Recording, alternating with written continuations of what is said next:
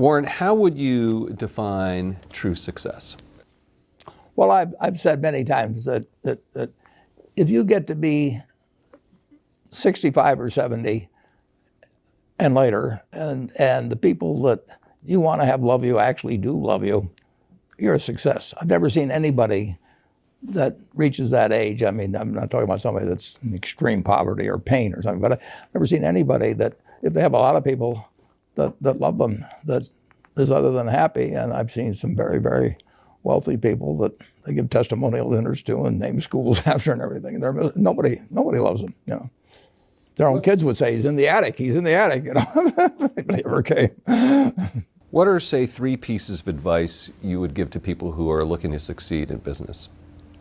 Well, by far the best investment you can make is in yourself. I mean, for example, communication skills. I tell the students that come that they're going to graduate schools and business, and they're learning all these complicated formulas and all that. If they just learn to communicate better, and both in writing and in person, they increase their value at least 50%. And, I mean, if you can't communicate, somebody says, you know, it's like winking at a girl in the dark. Nothing happens, you know, basically. And you have to be able to get forth your ideas, and that's relatively easy. I did it myself with the Dale Carnegie course. Some people wish I'd taken a shorter course now in terms of my talking later on. But it's just hugely important. And if you invest in yourself, nobody can take it away from you. I mean, the second thing, which I'll get a certain criticism for not living it, but I do tell those students, you know, that if I gave you a car and it'd be the only car you get in the rest of your life, you take care of it like you can't believe. Any scratch, you'd fix that moment. You read the owner's manual, you keep a garage and do all these things. And you get exactly one mind and one body in this world. And you can't start taking care of it when you're 50. By that time, you'll have rusted out if you haven't done anything. So you should really make sure that you just remember that you just got one mind and body to get through life with and to do the most with it. What about life advice? Well, life advice is, you know, the most important thing, aside from the things I've talked about already, is really who you associate with. You want to associate with people that are better than you are. I mean, basically, you'll go in the direction of the people that you associate with, and you want to have the right heroes.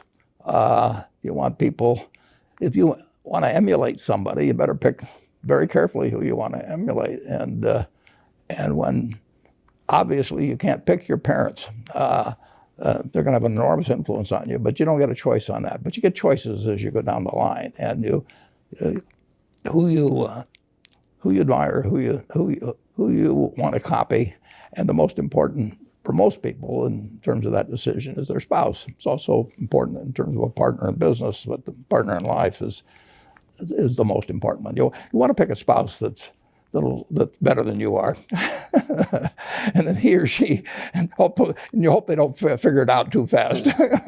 Great. Biggest mistakes people make when investing? Well, they try to, they just don't realize that all you have to do is just buy a cross-section of America and then never listen to people like me or read the papers or do anything subsequently. They think that because you can trade, you should trade. You buy a farm, you buy an apartment house, you can't resell it tomorrow, and you know the cost of moving around. Now you get something handed to you, liquidity, you know, which is instant. You can sell, and the costs of doing it are pennies, you know, compared to other kinds of investment activity. So because they can so easily move around, they do move around, and moving around is not smarter than investing. You have a pretty cool morning routine regarding what you have for breakfast and how prosperous you feel. What is that? Well, I now actually send somebody over to McDonald's usually to get me something. I now actually send somebody over to McDonald's usually to get me something. Since the publicity I got from earlier describing my habits at McDonald's, I now have somebody go in the office, but that was more for entertainment value. I eat exactly what I like to eat. If I liked it on my 6th birthday, at my 6th birthday party when we had hot dogs and hamburgers and Coke and ice cream with chocolate, I still like it. and I don't care about anything subsequently. I discovered it all by the time I was 6. And if somebody offered me a deal when I was 20 and said, you're going to live 1 year longer, instead of living to 88, you'll live to 89 or whatever it may be, if you eat nothing but broccoli and Brussels sprouts and onions and all these things, I just said, I'll take the last year off. It probably won't be that good anyway. So I eat what I like to eat. I'm not venturesome in that area. I like how you lumped in onions with broccoli and Brussels sprouts. Well, Never heard that. I just don't happen to like onions, but no, I don't put them in the same category. Okay. You and George H.W. Bush, I think. Is business school worth it? Depends on the person. Much more than it depends on the school. I mean, I wouldn't worry. Some people are going to get a lot out of advanced education, and some people are going to get very little. And I don't even think it's important that every person go to college at all. I mean, we have all kinds of jobs at 70 or so thousand a year, or 80,000 a year that college training is not of use. And I actually was not keen on going to college myself. Yeah, my dad kind of jollied me into it. He could get me to do anything. But if they'd had an SAT test in those days, he would have taken the test for me. but because I knew I could have a good time, and I liked investing, and I didn't really feel I could read the books.